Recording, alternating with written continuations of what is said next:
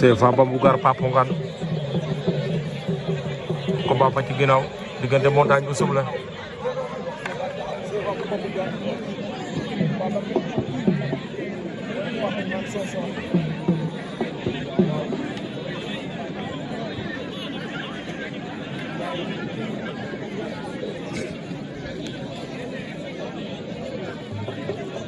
Big Mama Mbelou ngi montagne sum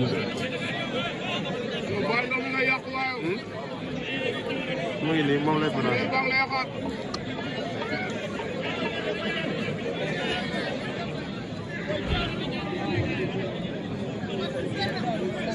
CFA Papo Ngane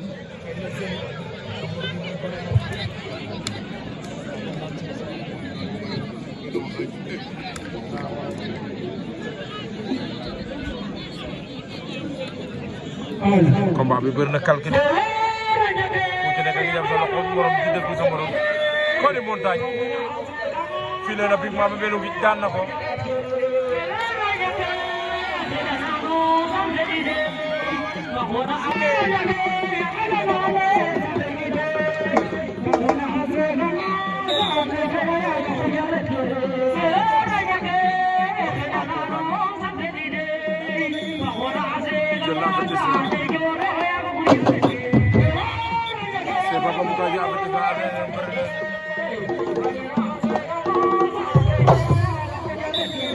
Ali ke weer na ñàkke Ali da ke dana mu te sabta nit Ali fa ko da duwe ga saxte te gorte ya ko jaxat ker da ya sa boko ya lo xir mi doxal ajana dam la xey def tokum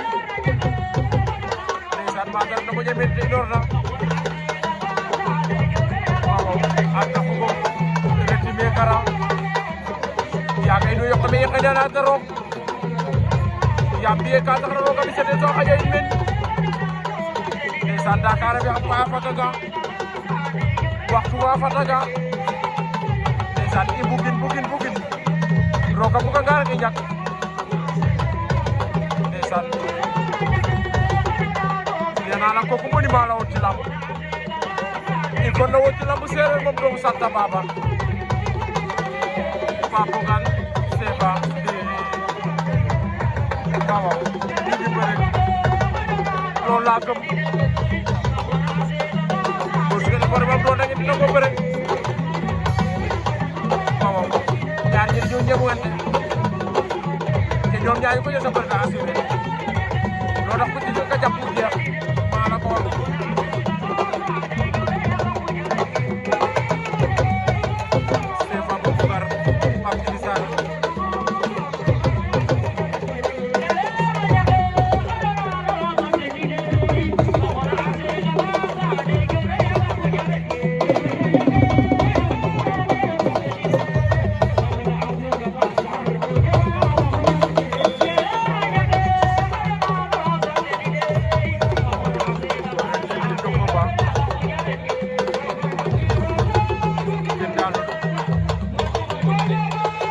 arbitre leen di mat 3 minutes pour départager leen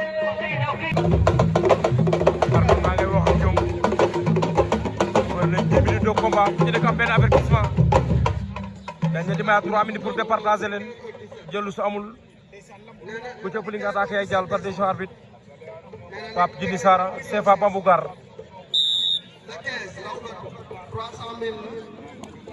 le 16 500 000 le 17 700 000 du 15 au 17 décembre. CFA Papo Ngane Pape sol na ko naax CFA mu gay rikam